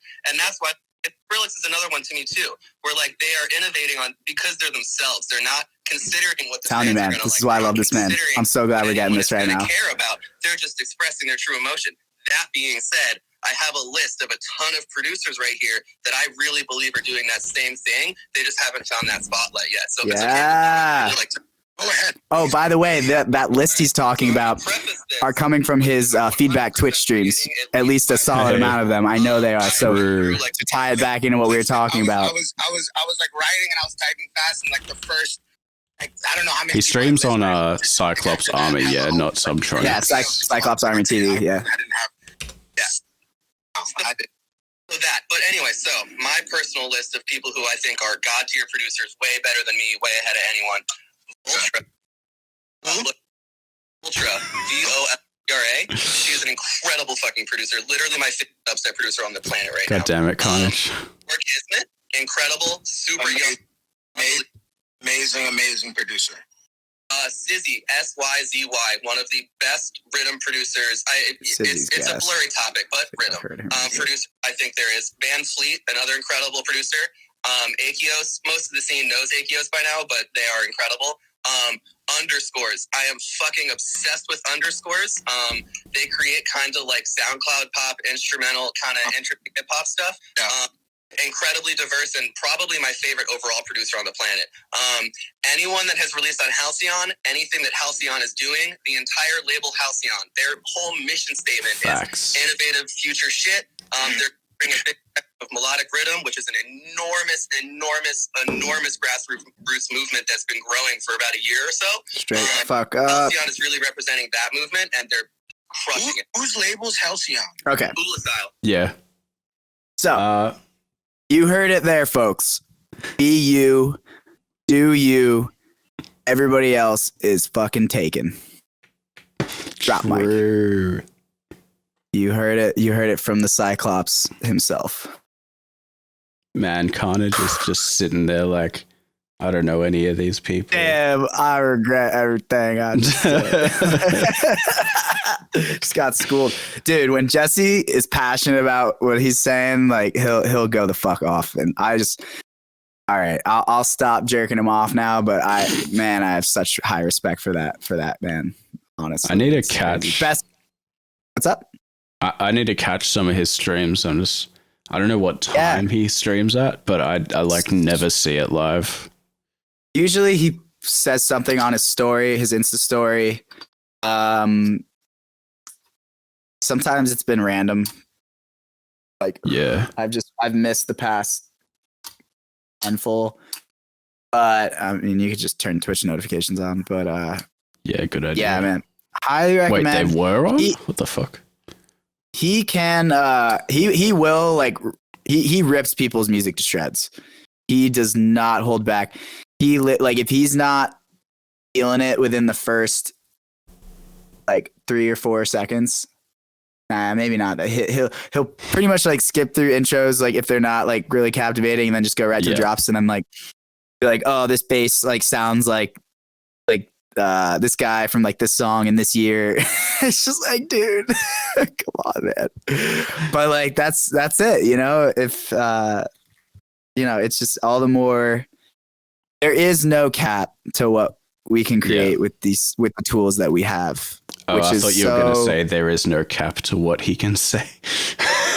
Oh, yeah. I mean, that too. There are some songs that, and then, one will just like hit him and he'll just like kind of start grooving. And like, yeah, that's one. But no, it's so cool. Just like all the tools that we have out there and like just the infinite amount of possibilities. There's a plugin I really want to get called, oh man, what's it called? Thermal. You ever heard of Thermal? I don't think so. It's an output plugin. Wait. Like no, I think I wanted that actually. Let me look it up. It's just like a dirt nasty like saturation, like distortion plugin, but like also ties in reverb and like a bunch of different stuff. Like I don't even know how to describe it, but I discovered it through Sully's live stream, and I saw him like he literally just put down like a sawtooth and then put Thermal on it, twisted a few knobs, and like was just one of the dopest sounds I'd ever heard. I was like, dude, damn. What? Yeah. I feel like in my productions, a lot of my best sounds come from saw waves and then post-processing as well. Yeah, I agree, man. It's kind of crazy like how good just like a saw wave is on its own. There's just so much harmonic texture to it. Yeah. And then maybe you don't have to do too much. I've often found, in fact, I did this on the whip I sent you last week. I just felt like it was missing something in the drop, like something in like the low mids or whatever. And then I literally just threw in a sawtooth and like threw like some slight EQing on there, and it made the drop just like punch like 10 times harder. Fuck yeah. Just from adding, that's all you have to do sometimes. I like to start with a really basic waveform because, you know, they're the most full sounding waveforms. You get all these really complex wavetables in Serum, and, you know, sure, they sound cool, but if you start, you know, doing other stuff to them, then it really takes away from the character of the waveform and starts to sound really muddy and shit. I agree, man. I agree. Basic shapes, baby. That's another thing Sully always talks about, is just making something dope out of, you know, the simplest original points, you know? And I couldn't agree, man. It's crazy how like much time has gone by, and I keep like starting to realize like less is more. Like less is more. You don't always need to do the most complicated, crazy thing in the world to make a dope track. And I think that's just like something I wish I knew.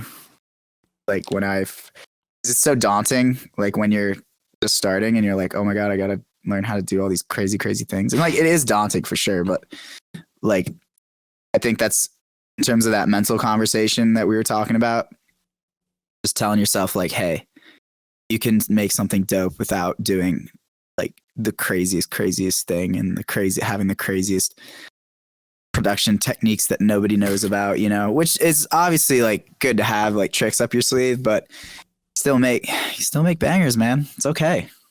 Okay. Yeah, I remember when I switched from FL to Ableton, you know, obviously my first song in Ableton, I was just like, okay, I'm going to make a really simple song just so I can learn how to use the DAW.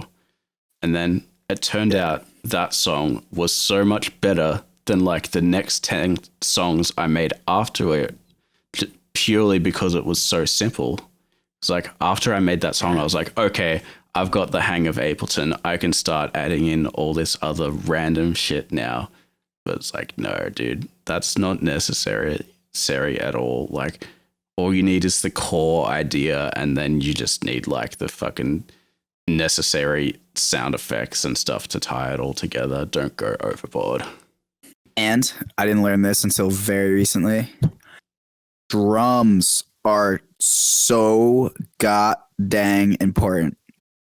Yo. Which is duh. Like people are like rolling their eyes right now. Like, dude, I personally like didn't grow up like doing drums. Like I said, I played like guitar and piano growing up. So like drums from a production standpoint was always just kind of an afterthought for me. Like I would lay down the progression first and then the melody and then all that. And then I would just go and throw like some kicks and some snares and like not really think about like groove theory and swing theory and all these really important things to make the drums like, because that's what's going to move your head. Like you just want the head moving and then you're fine, you know? So that's one thing I've really been trying to focus on as well is just making sure. Like I made a track the other night with my buddy and we literally just started out with the drum beat, which I never do. Never do that. And I know people like so many people do that and they're just like, wow, congrats, man. But for me, it was new. If you can make a good song with like just the sub bass and the drum beat, then everything else is filler pretty much. Like it doesn't matter too terribly much what you do with everything else. If the sub and the drums are hidden, then people are going to nod their heads. Exactly.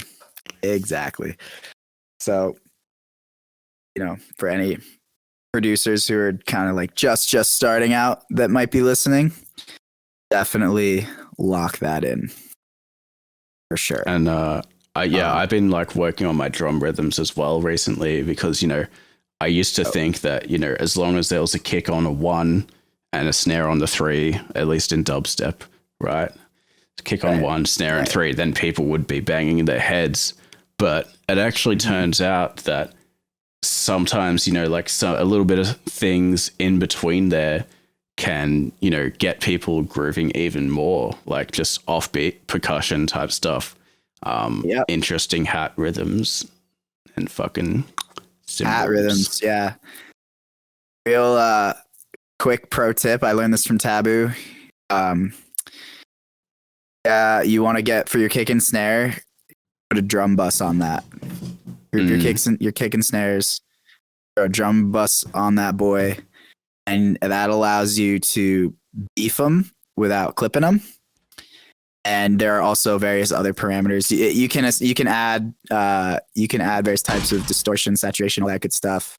And then you can also there's like a cool way to make 808s with it too. There's like a boom knob, and so if your kicks and you just tune your kick to the key of the song, and you can like crank up the boom and like just have slapping 808s. That's something that's helped me out a lot. And then also with your hats, like instead of like just like every other one, just like lower the decibel level. And then have you fucked with like the different not the warp modes. They're that little button, and you can change it to like an arrow, like a wall. Yeah. I don't know what it's called. It's in beats mode. In beats mode, and then there's like a little arrow, and it shows like it shows 2 arrows, one going one way, one going another. That I think determines like where something about the transients and like where the transients like start, or something like that. It affects the transients in some way. Affects the transients in some type of way. The point is, click on that and turn it to the one that it's just one arrow, and then you can turn down. There's like a number, not the formant number, but there's like another number right there that you turn down. And it'll basically like tighten up the transient, so you can have it. It's good for hats and frankly any kind of sample that you're trying to just tighten up and control the transient with snares too. I like a tight snare, you know. See, personally, I like to do my hats in MIDI. Nice. And then a couple tips that I have for doing hats in MIDI is to use the Velocity MIDI device. Just make it a bit random and more humanized.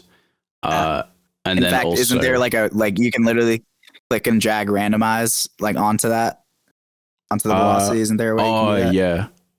Yeah, I think there's like I think so. Something like that. There's like a range of randomization too. Like you can have just a little bit of velocity randomization, or you can fucking put it all the way up where one hat's gonna like blow your ear out and the other one's just gonna like, hey, how you going? But obviously I don't do that. I usually keep it at like 15 or something. And then there's also like just the random MIDI device, which if you put it in buy mode and then you turn the chance up to like 30 or 40 or something, it's like every other hat is going to be going up and down in pitch. And that's so good. I like where'd you learn how to do that? Probably Mr. Bill's tutorials. Mr. Bill. I think. Yeah, man. Yeah. What time are we at? We're at wow, we've been talking for an hour 45. Wowzers. All right. As far as education goes, like, you heard of Icon, right? Yeah. I was actually talking to someone yesterday who is moved to LA and they're about to go to Icon. So that's pretty fucking sick. Yeah. It's incredible. When I decided that I was going to do this music thing and like try and make it happen, that was like the catalyst that made me feel like it was possible. I heard about this school, didn't hear about it until like a year ago. And then I heard about it, and then obviously see the big names like Nightmare, Slander, Keizo, whatever. Yeah. And just the more I got immersed in the culture and just the more artist interviews I listened to, and just found out like just more and more and more people have gone to this place. Yeah. And it's just kind of crazy, the consistent quality of production that comes out of there. So I was like, bet, like, I think I really want to go here. I think this is not like a shortcut, but like rather just because there are no shortcuts. And I did not have that thought, but it's not a shortcut. It's breaking the speed limit. It's a great way to put it. It's breaking the speed limit bit because it's fucking intense from what I've heard. But I then was having this debate like, okay, 25 G-Birds. Do I really want to like drain my entire like life savings to go and do this? Like I've been like broke. I know what that feels like. And as a musician, I feel like a common thing that a lot of us experience at some point or another. Do I really want to put myself in a position where I'm like financially unstable? And I've been thinking about this for a while. And with COVID and everything, there's been a unique opportunity where these producers that we all admire are actually very reachable at the moment. I don't know if you've tried this or anyone listening has tried this. I literally like DM'd Hero Bust and was like, yo, I love this new track. He just dropped I Can Still Remember or whatever it's called. Dude, this track's dope. Like, do you do private lessons? It's like, hey man, I really appreciate it. No, unfortunately I don't, but it's something I'm considering in the future. Point is that like, you would think like, oh, Hero Bust, like probably a tough person to get in contact with, or even Taboo, same deal. Nah, I highly recommend it. And I've taken lessons with Taboo. I've taken lessons with Sully. Those are the only two at the moment. So anyway, my point is like, do I really want to spend all this money when I can pay like a 300th of the price to get this information? And that's kind of where I'm at right now. Like and not just the private mentor sessions and like the Defire stuff and all that, but also just like all the courses out there and, you know, Mr. Bill's stuff. And you got geniuses like Il Gates, like throwing out this great value. Like just watched his whole like mixing course I learned so much. $20 I paid for that. So when you're getting stuff like that, it's hard to make that decision because there's no doubt in my mind that experience is insanely worthwhile. And the people that go there are it's just the environment too. Like you're surrounded by just all these people like with the same vision and the same dream. And like, you're all there to support one another. Not to mention like the facilities and like the great faculty, and like it's an up-to-date thing where like the people like teaching it are like the course is always being updated, like as the music just progresses and everything. So I don't know, man. I'm in a bit of a pickle as to what I want to do as far as the education piece goes. Yeah, I think like the thing with Icon is just it's like the full package, you know.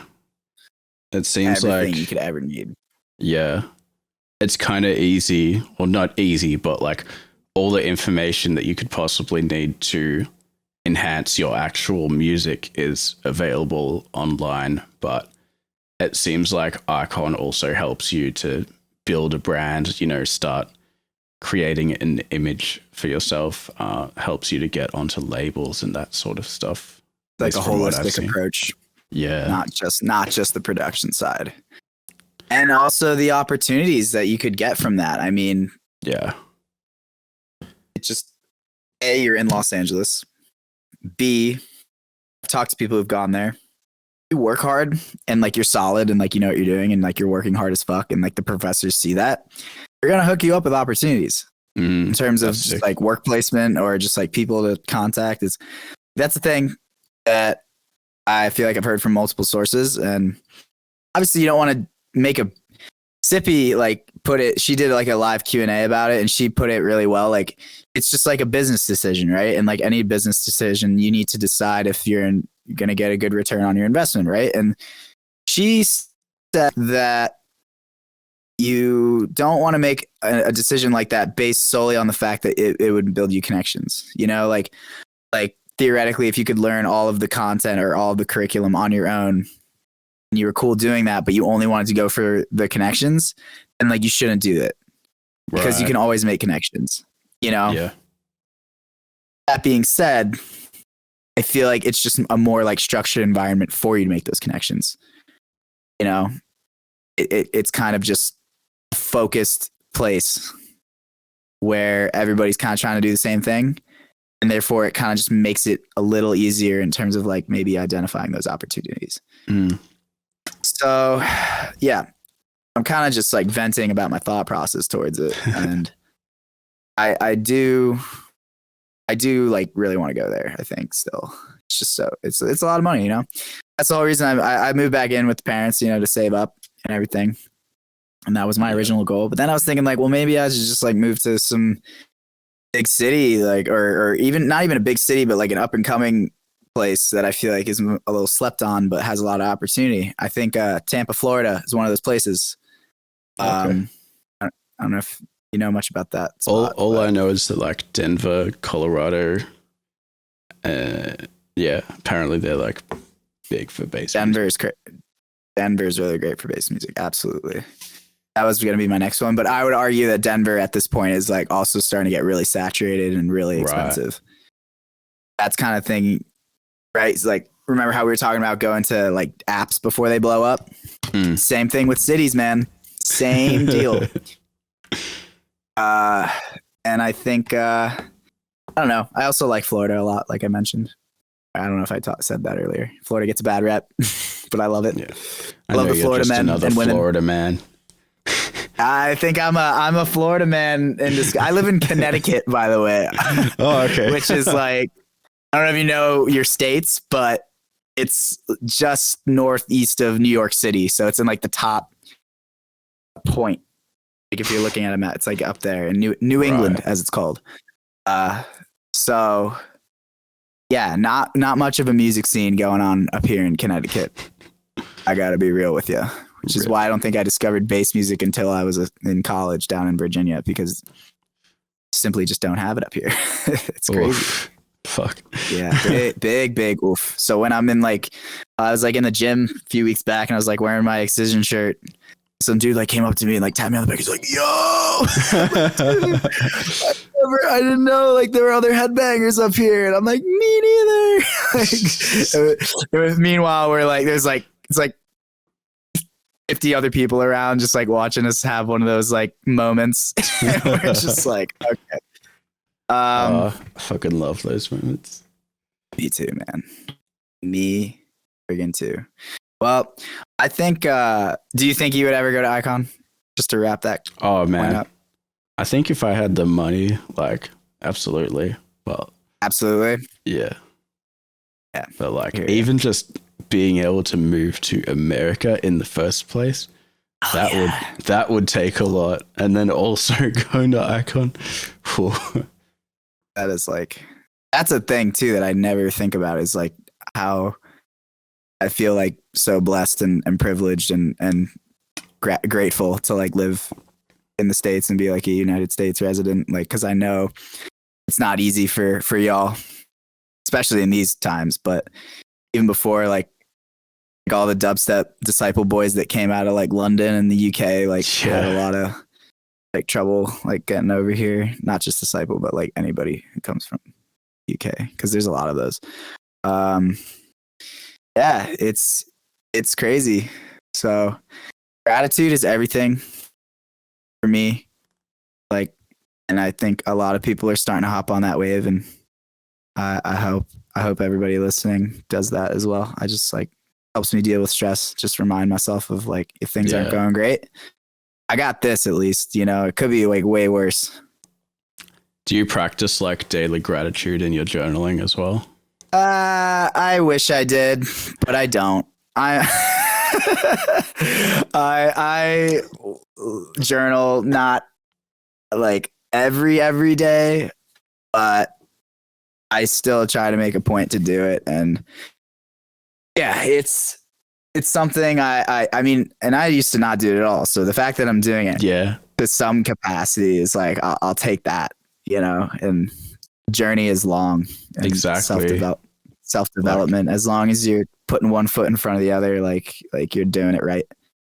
Exactly. Like I could be pushing myself to like start working out, but I'm just happy with the fact that I go for a fucking walk every day, because that's like huge compared to what I used to be. So absolutely, man. That's awesome. Yeah, I think everyone just like remember to appreciate what you have, like exactly like gratitude, because you know, if it wasn't for going for a walk, then it'd be like literally no physical exercise. So I know. I hear you, man. And dude, that's awesome. I used to not really work out ever. Like, I wasn't the most like sporty kid like growing up, for various reasons. But when I got off to school, I kind of just made a decision, like, where did I like want to add this piece of the pie to my life? Fuck yeah. And step by step, man, it's just like, you just stay. It's the same thing what we were saying earlier, man. Just consistent little things every day. Fuck it. Every other day. Take a day off here and there. It's fine. As long as you're making improvements. Yeah. Like, that's all you got to do, man. That's dope. If you do continue on to your like fitness journey, like, I'm here for you, brother. Like, I know what that's like. It can be daunting, but so is music production, man. All these things. So how did you start out with getting into working out? I just got a gym membership. That's the first thing you got to do. Commit financially. They don't say that, but that's what you have to do. Once you're paying for it, you're going to be more inclined to go and actually do the dang thing, as opposed to just like staring at the dumbbells that you have in your bedroom or whatever anybody might be doing.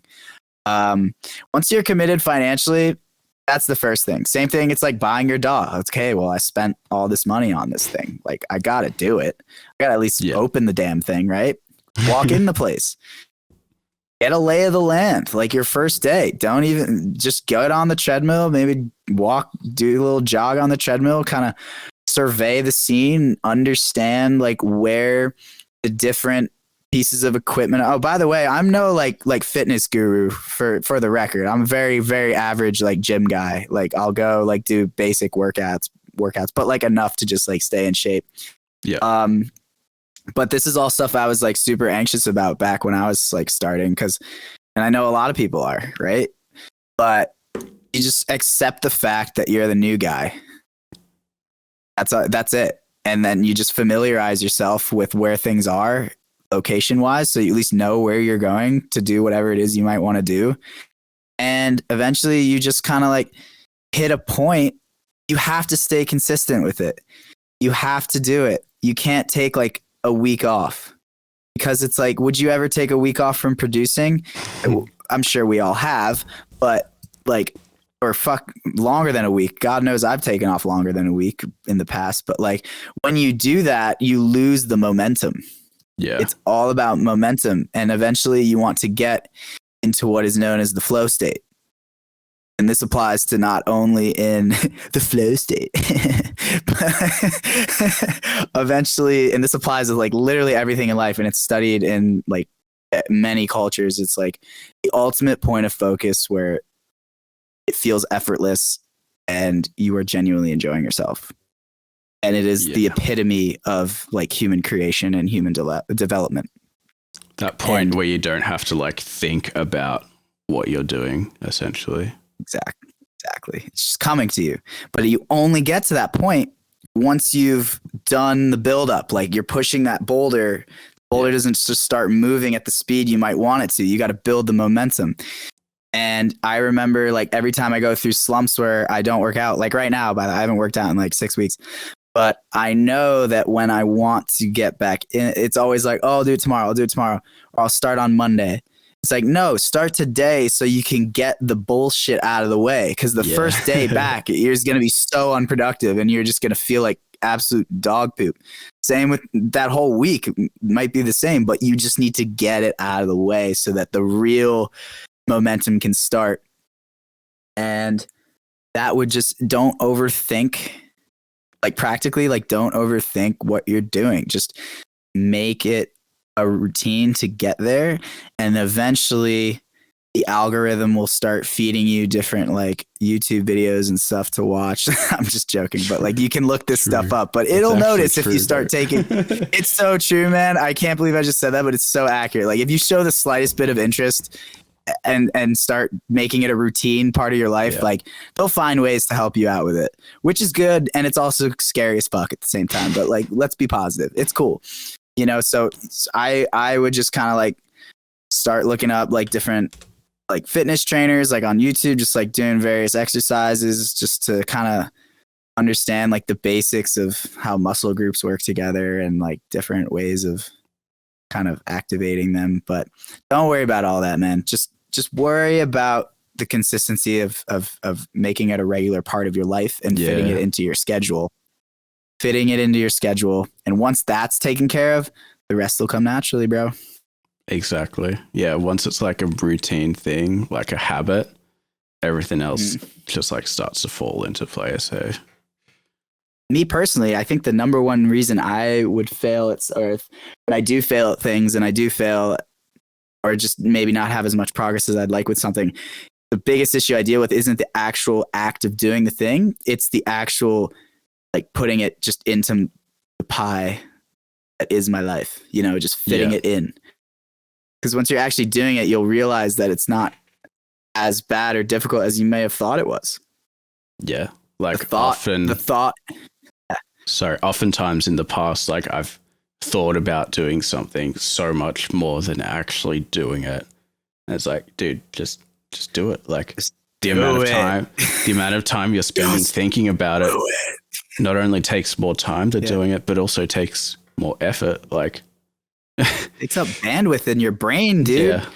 Like if you just thinking about that all the time, like it's going to take away from every other cognitive function, and your brain can only do so much at once.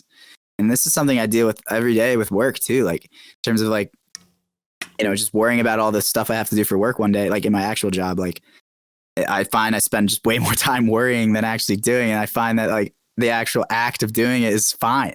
Yeah. And then this is all very, I'm sure we've all kind of heard this stuff in one way or another, but it's just so important to reiterate as over as many cases of people and over as many activities, because it's just such a universal thing that just applies to everything. And I am by no means like a master at it, or like I struggle still to do these types of things, but it's important to have these conversations, you know, and spread the word. Word. And with that, dog. I think the word has been spread. Do you want to end here? Yes, sir. I think this is a really just like a nice high point to cap it off. Exactly. We have talked about how long? 2 hours, dude. Wow. I am genuinely just so happy that this happened. This was so fun. Me too, man. You're really good at carrying the conversation. I'll say that for sure. Oh, thanks, man. You're a great host. You've got just a really awesome thing and a really great platform and a really awesome thing you're doing for having all of us on and all these other. I've discovered so many artists. Like, it's crazy, and it's nice to just talk to other people who are in the same kind of like relative like stage in this process. Yeah. And I will just cap it off with this. Like, I'm a genuine believer in abundance. And I think there can kind of be a mindset where like, there's not enough room for everybody. Like not everybody can make that. Fuck it. Fuck that. I believe we can all fucking make it. Like, this internet thing is an infinite plane of possibilities that is not defined by physical space or time. You can do anything. Anybody can make anything happen that they want. And I'll see you all there. I'm out. Fuck yeah. Anyway, thanks everyone for watching Wavetable episode 32 featuring TRYBE. I'm your host, Astroreign, and I'll see you next time. Peace. Peace.